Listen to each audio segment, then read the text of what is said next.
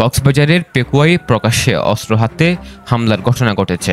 এই ঘটনায় নারীসহ ৬ জন গুলিবিদ্ধ এবং অন্তত ১৭ জন আহত হয়েছে। লোকরা বিএনপি পরিচয় দিয়ে সন্ত্রাসী করে ওখানটা তারা দাপটগিরি দেখায়, সাধারণ মানুষকে অত্যাচার করতেছে এরা।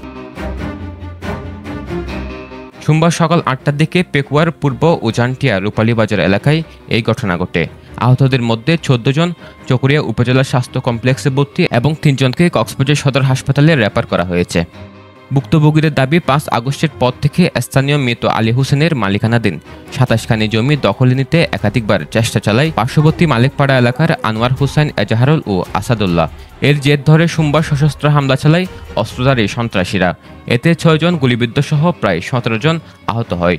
পুড়িয়ে দেওয়া হয় একটি ঘরও। কক্সবাজারের একমাত্র হসপিটাল যেখানে রয়েছে ICU, HDU, CCU, NICU, PICU, সংকটাপন্ন নবজাতকের জন্য স্ক্যানো, ক্যান্সারের কেমোথেরাপি সহ চিকিৎসা সেবার সমৃদ্ধ আয়োজন। রয়েছে ২৪ ঘন্টার জরুরি বিভাগ। দেশসেরা বিশেষজ্ঞ চিকিৎসকের সমন্বয়ে সর্বাধুনিক চিকিৎসা সেবায় আপনার পাশে ইউনিয়ন হসপিটাল।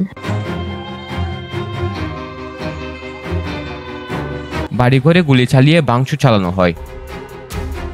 ভুক্তভোগীদের দাবি, অস্ত্র হাতে ফরহাদ, সাইফুল, নেওয়াজের নেতৃত্বে অন্তত ৩০ জন হামলায় অংশ নেয়। বর্তমানে চরম নিরাপত্তাহীনতায় ভুগছেন। তারা দাবি করেন হামলাকারীরা সবাই বিএনপির রাজনীতির সাথে জড়িত। সকালে ২০ থেকে ৫০ জন লোক দেশীয় অস্ত্র নিয়ে হামলা করে। ১৫ থেকে ১৬ জন মানুষ গুলিবিদ্ধ হয়, এসে এলোপাতারি গুলি করে। অলরেডি ৩ জন মুমূর্ষু রোগী হিসাবে কক্সবাজার রেফার করছে, বাকিরা সবাই চকরিয়া উপজেলা হাসপাতালে ভর্তি আছে। এখানে জড়িত হচ্ছে লুৎফুর রহমান, যিনি হচ্ছে অস্ত্র যোগানদারকারী। এখানে অস্ত্র যোগানদারি হচ্ছে এমদার লোক এমজারু। এখানে হচ্ছে আরেকটা অস্ত্র যোগানদারি হচ্ছে এই আপনার আসাদুল্লাহ, গার্মেন্টস ব্যবসায়ী। এই হামলায় যারা গুলি করছে তারা হচ্ছে আবু, এখানে হচ্ছে ফরহাদ, ইকবাল, নবাব শরীফ, নেওয়াজ, এরা এসে গুলি এলাকাতারি। এই আরো অনেকজন গুলিতে, সাইফুল ইসলাম, উনিও গুলি করছে এলাকাতারি।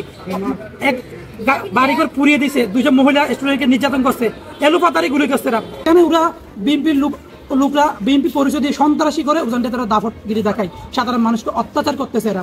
ঘটনার সত্যতা নিশ্চিত করেন পেকুয়া থানার ওসি সিরাজুল মুস্তাফা। তিনি জানান, হামলার পরপরই অস্ত্রধারী সন্ত্রাসীদের গ্রেপ্তারে পুলিশ তৎপরতা শুরু করেছে। ওই যে দুই পক্ষের মধ্যে জায়গা থেকে নিয়ে বিরোধ, এক পক্ষ দখল করতে গেছিল আর কি, তখন না কেউ মারা যায় নাই, আহত ৩ জন হয়েছে, তারা হাসপাতালে তাদের আহত আছে।